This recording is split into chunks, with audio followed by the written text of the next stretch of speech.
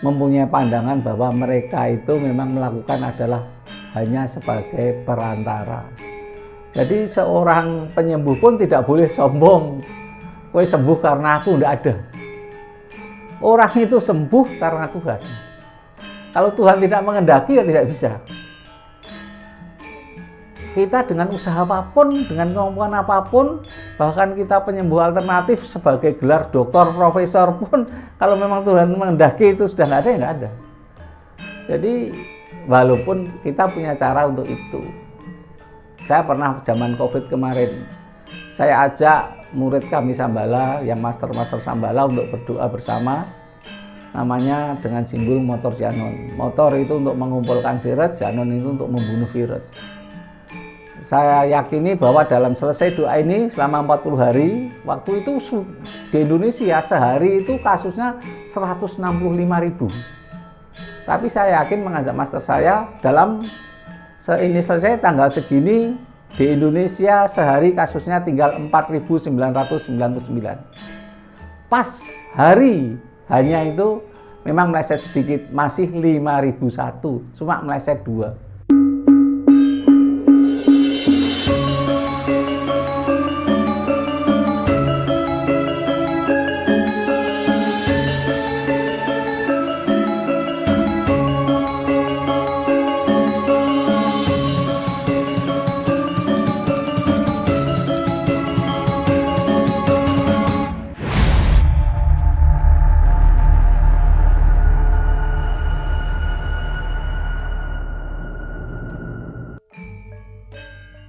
Salam Rahayu Romo Sabto. Rahayu, rahayu, rahayu. Masih tentang fenomena penyembuh alternatif di Indonesia, Romo. Seperti yang sudah beberapa kali dibahas pada video-video terdahulu. Hal yang menarik, Romo, kalau di Indonesia, saya perhatikan banyak di antara para penyembuh alternatif itu yang merupakan tokoh-tokoh spiritual yang berasal dari kalangan kejawen atau penghayat kepercayaan, seperti itu, Romo. Barangkali Romo bisa menjelaskan apa hubungannya ketokohan mereka dengan kemampuan penyembuhan alternatif. Jadi kalau pimpinan penghayat itu pada umumnya ya seorang ahli penyembuh juga. Seorang spiritual yang ahli penyembuh itu biasanya itu gitu. Tetapi spiritual belum tentu orang penghayat yang tadi saya sampaikan itu. Jadi ada hubungannya. Jadi pada hubungannya seorang penghayat yang guru-gurunya pimpinan penghayat itu biasanya entah siapa saja yang dikenal sebagai penghayat itu pasti penyembuh, mengajari meditasi untuk penyembuhan, mengajari hal tertentu untuk penyembuhan dan sebagainya. Itu biasanya pimpinan penghayat dan wakil-wakilnya itu mesti punya kekuatan itu. Jadi hubungannya dengan itu dan dengan hubungannya dengan ya spiritualis. Jadi mereka kalau penghayat biasanya ya spiritualis, ya penyembuh alternatif. Tapi penyembuh alternatif itu ada yang jadi penghayat kayak saya ya, karena sekjen di penghayat Cahaya Buana, saya ya penyembuh alternatif tapi ya penghayat di sana. Jadi orang penghayat juga. Jadi hal itu ada hubungan saling terkait, tapi penghayat belum tentu spiritualis belum tentu orang penghayat. Dan penyembuh alternatif itu biasanya spiritualis itu juga penyembuh alternatif dalam bidang kejiwaan, bidang kerohanian, karena dia mendekatkan diri orang-orang yang sakit itu kepada Tuhan. Tuhan yang dia yakini untuk akhirnya yang menyembuhkan Tuhan sendiri. Jadi itulah. Kalau paranormal ya sama, karena paranormal mendapat anugerah sendiri, sehingga paranormal itu ada yang bisa memprediksi ke depan. Jadi dia jadi penujum, energinya dia channeling sama energi penujum sehingga ada masa depan. Kalau dia nggak bisa channeling ke energi penujum, ada orang tertentu menggunakan kartu tarot untuk memprediksi masa depan dengan kartu tarot. Nggak ada masalah, karena saya sendiri mempelajari kartu tarot lama sekali ya. Saya tahu persis bagaimana itu. Jadi orang Lalu dengan kartu tarot bisa kartu tarot itu bisa untuk menyembuhkan penyakit juga. Kartu tarot itu bisa untuk melihat masa depan orang juga. Jadi itu kartu tarot bisa dipakai juga itu karena orangnya tidak bisa langsung channeling pada penujum, sehingga dia menggunakan kartu tarot sebagai penujumnya, bisa itu. Jadi ada hubungannya antara penghayat kepercayaan tertentu, guru-gurunya biasanya, tapi kalau cuma anggotanya kadang-kadang tidak punya kemampuan seperti gurunya. Ada berhubungan dengan penyembuh alternatif, ada berhubungan dengan paranormal, ada berhubungan dengan spiritualis. Kalau menurut Romo Sabto, sebaiknya bagaimana masyarakat menyikapi keberadaan para penyembuh alternatif ini, Romo? Ya, dari awal sudah saya terangkan bahwa penyembuh alternatif itu melakukan segala hal sebelum melakukan selalu berdoa kepada Tuhan Yang Maha Esa. Agamanya apapun sesuai dengan kepercayaannya. Jadi semua orang Jawa itu juga berdoa kepada Tuhan Yang Maha Esa dulu sebelum melakukan penyembuhan, minta izin. Pasti Gusti Kang Murdo Dumadi, misalnya bahasa Indonesia, izinlah kami untuk ini gitu. Atau ada yang Hong Ulun, ada yang Hong Wileng Jati Awi Geno Mas Tuhu Bawono Langgeng, itu memuliakan Tuhan.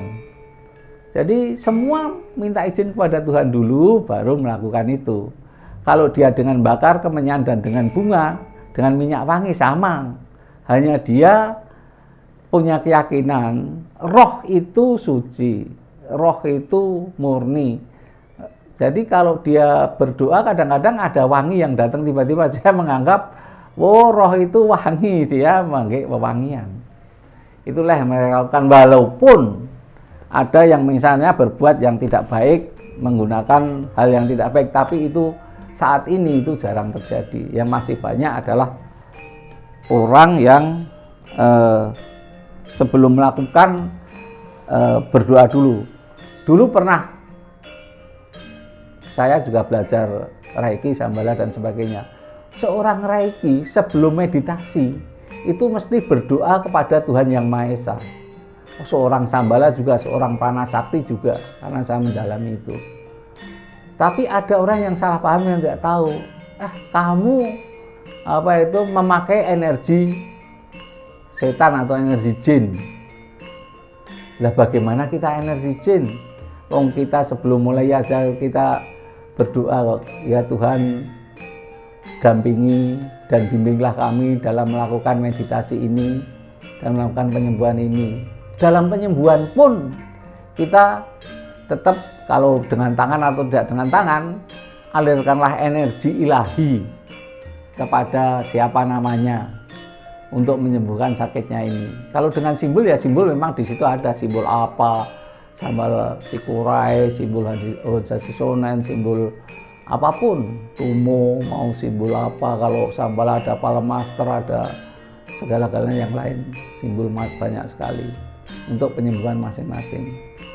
Simbol adalah hampir sama dengan raja, karena sama-sama dirajakan gitu. Jadi itu digunakan untuk menyembuhkan karena apa? Itu ribuan tahun pengalaman para penyembuh untuk itu. Jadi menurut Romo Sabto, kalau dalam suatu proses penyembuhan seorang yang disembuhkan benar-benar sembuh itu, kuncinya adalah kekuatan dari simbol-simbol atau raja itu, atau keyakinan dari si penyembuh, atau saking mantapnya orang yang disembuhkan sehingga akhirnya dia sembuh. Jadi kita itu memang harus mempunyai pandangan bahwa mereka itu memang melakukan adalah hanya sebagai perantara. Jadi seorang penyembuh pun tidak boleh sombong, kowe sembuh karena aku, tidak ada. Orang itu sembuh karena Tuhan. Kalau Tuhan tidak mengendaki, ya tidak bisa. Kita dengan usaha apapun, dengan kemampuan apapun, bahkan kita penyembuh alternatif sebagai gelar doktor, profesor pun, kalau memang Tuhan mengendaki itu sudah nggak ada, ya nggak ada. Jadi walaupun kita punya cara untuk itu. Saya pernah zaman COVID kemarin, saya ajak murid kami Sambala, yang master-master Sambala untuk berdoa bersama, namanya dengan simbol motor Janon. Motor itu untuk mengumpulkan virus, Janon itu untuk membunuh virus. Saya yakini bahwa dalam selesai doa ini selama 40 hari, waktu itu di Indonesia sehari itu kasusnya 165.000.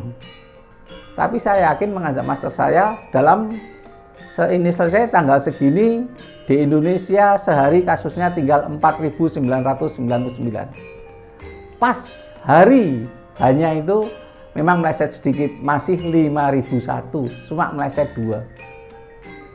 Itulah yang terjadi. Jadi kita punya keyakinan untuk itu, bahwa kita ada, memang kita tidak bisa seperti itu terus kita bahwa itu usaha kita, enggak, itu usaha para pemerintah yang mati-matian juga. Tetapi kita berdoa itu selama 40 hari jam 11 malam, setiap malam jam 11 malam, bukan 40 hari, 40 minggu. Jadi setiap malam Jumat jam 11 malam selama 40 minggu. Persis itu, 40 minggu itu dari kasus sampai 200.000, pernah naik lah dari 40.000 naik 165. Orang murid-murid ya para master kami juga, apa yang mungkin gitu, yakin saja saya gitu, sampai 200.000 sehari. Akhirnya pas 40 minggu des, sesuai dengan yang kita doakan setiap malam Jumat itu, setiap kita meditasi dengan motor Janon itu, akhirnya tinggal 5.001 dari keinginan kita 4.999. Itulah kasus yang pernah. Jadi soal itu semua pertolongan Tuhan, bukan kita terus wah itu kita, enggak. Itu pertolongan Tuhan dan juga bantuan dari usaha pemerintah yang luar biasa. Enggak karena kemampuan kita, ya kita kebetulan kita memang melaksanakan itu untuk itu, dan ternyata diijabahi oleh Tuhan, betul pas 40 minggu terjadi itu. Jadi penyembuhan orang itu juga seperti itu. Dia mengalirkan energi lagi pada orang itu, baik dengan air, dengan apa-apa, dengan baca, dengan sebetulnya dengan simbol pun kita nggak usah bikin simbol, misalnya cikurai gini, nggak usah begini. Kita dengan cakraatnya bisa simbolnya jadi, semua jadi. Jadi itu semua jadi dan itu terjadi. Sehingga kita sebagai masyarakat umum nggak ada salahnya sebetulnya sedikit mau ya membaca, tidak usah meyakini, tidak usah percaya dulu, membaca aja. Bagaimana sih aliran seperti ini, bagaimana kayak gini, sehingga kita tidak suudzon atau kita tidak mempunyai kecurigaan bahwa itu adalah akibat bantuan dari ini, bantuan dari itu, bantuan dari itu, enggak. Kita semua itu kebanyakan yang saya kenal mungkin 99% penyembuh alternatif di kita di Indonesia itu adalah semua penyalur energi ilahi untuk menyembuhkan orang-orang yang memang perlu disembuhkan, dan atas izin Allah mereka bisa sembuh.